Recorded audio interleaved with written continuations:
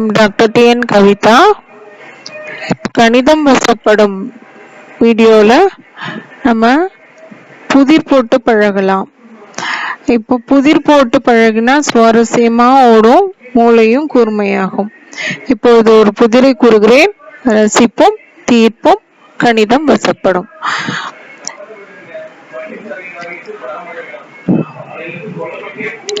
ஒரு குமார்னு ஒரு விவசாயி, அவரோட தோட்டத்துல நிறைய தானியம், காய்கறி, பழம், மரம் இதெல்லாம் நிறைய பயிரிட்டு இருந்தாரு.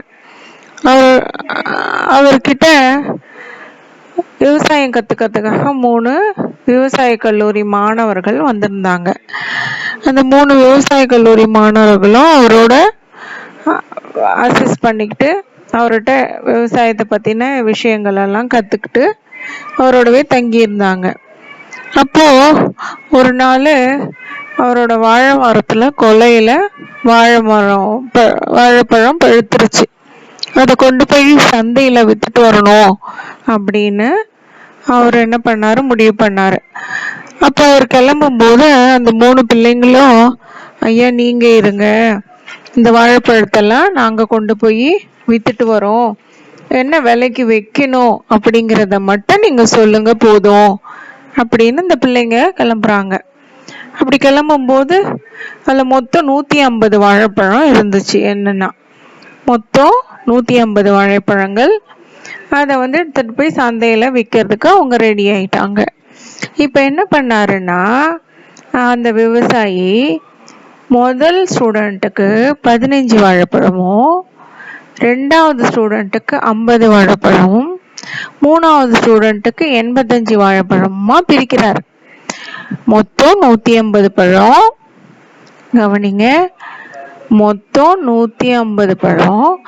அதை சந்தையில விற்கணும். முதல் ஸ்டூடெண்ட்டுக்கு 15, 2வது ஸ்டூடெண்ட்டுக்கு 50, 3வது ஸ்டூடெண்ட்டுக்கு 85 பழமா அதை பிரிச்சு கொடுத்துட்டாரு. இப்போ அவங்க ஒரு கண்டிஷன் சொல்றாரு. என்ன கண்டிஷன் அப்படின்னா, இந்த பழங்களை எல்லாம் நீங்க கொண்டு போய் விற்கலாம். இந்த முதல் ஸ்டூடெண்ட்டுக்கு கொடுத்த 15 பழம், 2வது ஸ்டூடெண்ட்டுக்கு கொடுத்த 50 பழம், 3வது ஸ்டூடெண்ட்டுக்கு கொடுத்த 85 பழத்தை அவங்க தான் விற்கணும். அந்த பழத்தை, அவங்களுக்கு கொடுத்த பழத்தை அவங்க தான் விற்கணும். ஆனா ஒரே ஒரு கண்டிஷன், நீங்க திரும்பி வரும்போது உங்க கையில சேம் நம்பர் ஆஃப் அமௌண்ட் இருக்கணும். எல்லாரும் அவங்களுக்கு கொடுத்த பழத்தை விற்கணும். ஒரே விலைக்கு தான் பழம் விற்கணும். ஒருத்தர் முதல் ஸ்டூடெண்ட் என்ன விலைக்கு விற்கிறாரோ அதே விலைக்கு தான் 3 பேரும் விற்கணும். ஓகேவா? ஆனா திரும்பி வரும்போது உங்க கையில சேம் அமௌண்ட் இருக்கணும். உடனே எல்லாருக்கும் ஒரே ஆச்சரியம். 3 பேரும், எப்படி முடியும்? ஒரே நம்பரா பழம் அவங்க கையில இல்ல. முதல் ஸ்டூடெண்ட்டுக்கு 15, 2வது ஸ்டூடெண்ட்டுக்கு 50, 3வது ஸ்டூடெண்ட்டுக்கு 85 இருக்கு. எப்படி திரும்பி வரும்போது எல்லாரும் ஒரே அமௌண்ட் கொண்டு வர முடியும்? அவங்களுக்கு ஒரே ஆச்சரியம். இது முடியுமா அப்படின்னு யோசிச்சாங்க. கண்டிப்பா முடியும், நீங்க போய் வித்துட்டு வாங்க அப்படின்னு சொல்லிட்டாரு. எப்படி சொல்லுங்க? சரி, நான் உங்களுக்கு ஆன்சரை சொல்றேன். சப்போஸ் ஃபர்ஸ்ட் ஒரு டசன் பழத்தை 1 ரூபான்னு உங்களுக்கு புரியறதுக்காக நான் 1 ரூபாவா வச்சுக்கிறேன். சரிங்களா? 1 ரூபான்னு எடுத்துக்கலாம். ஃபர்ஸ்ட் ஸ்டூடெண்ட் கிட்ட 15 பழம் இருக்கு, 1 டசன். அப்போ 15ல 1 டசன் இருக்கா, மீதி 3 பழம் இருக்கும். 2வது ஸ்டூடெண்ட் கிட்ட 50 பழம் இருக்கு, 4 டசன் பிளஸ் 2 பழம் இருக்கும். 3வது ஸ்டூடெண்ட் கிட்ட 85 பழம் இருக்கா, அப்ப 7 டசன் 1 பழம் மிச்சம் இருக்கும். சரிங்களா? இப்போ எவ்வளவு பணம் கொடுத்து அவங்க எவ்வளவுக்கு பணத்துக்கு இப்போ அவங்க என்ன பண்ணாங்க, 1 டசன் 1 ரூபான்னு விற்கிறாங்கன்னு வச்சுக்கோங்க.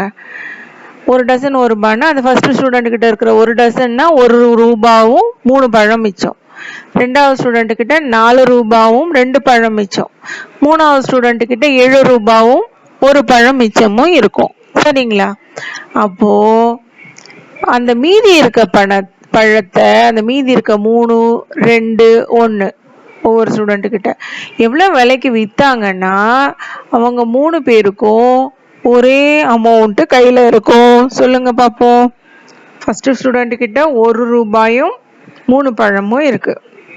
ஆனால் எல்லாரும் ஒரே விலைக்கு தான் பழத்தை விற்கணும். இது கண்டிஷன். சரியா? இப்போ யோசிங்க, என்ன பண்ணலாம்? பாதி கணக்கு முடிச்சாச்சு, மீதிக்கு நீங்க ஆன்சர் சொல்லுங்க பார்ப்போம். சொல்லவா? சரி, யோசிச்சுட்டீங்களா? ஓகே. அப்போ ஒரு பழத்தை 3 ரூபான்னு அவங்க விற்கிறாங்கன்னு வச்சுக்கோங்க. இப்போ அவர்கிட்ட முதல் ஸ்டூடெண்ட் கிட்ட 1 ரூபாயும் 3 பழமும் இருக்கா? அந்த 3 பழத்தை 3 ரூபான்னு வித்தாருன்னு வச்சுக்கோங்க. மீதி இருக்க பழத்தை இப்போ 9 ரூபாய் கிடைக்கும். 9 + 1 10 ரூபாய் முதல் ஸ்டூடெண்ட் கிட்ட வந்துருச்சு. இப்போ ரெண்டாவது ஸ்டூடெண்ட் கிட்ட ஏற்கனவே 4 ரூபாய் இருக்கு, 2 பழம் மிச்சம் இருக்கு. அந்த 2 பழத்தை 3 ரூபான்னு வித்தாருன்னா 6 ரூபாய் அவர்கிட்ட வரும். 6 + 4 10 ரூபாய் வந்தாச்சு. மூணாவது ஸ்டூடெண்ட் கிட்ட 7 ரூபாய் ஆல்ரெடி வச்சிருக்காரு, ஒரு பழம் மிச்சம் இருக்கு. அந்த ஒரு பழத்தை 3 ரூபான்னு வித்தாருன்னா 3 + 7 10 ரூபாய் வந்துடும். சரியா? இப்போ 3 பேர்கிட்டும் ஒரே அமௌண்ட் இருக்கு. இப்போ கொண்டு போய் அவர்கிட்ட கொடுத்துடலாமா? ஓகேவா? புரிஞ்சுதா இந்த புதிர்? ஓகே, நான் அடுத்த புதிரோட அடுத்த வீடியோவில் உங்களை சந்திக்கிறேன். Okay, thank you very much. See you, bye. We will meet on next video. Bye.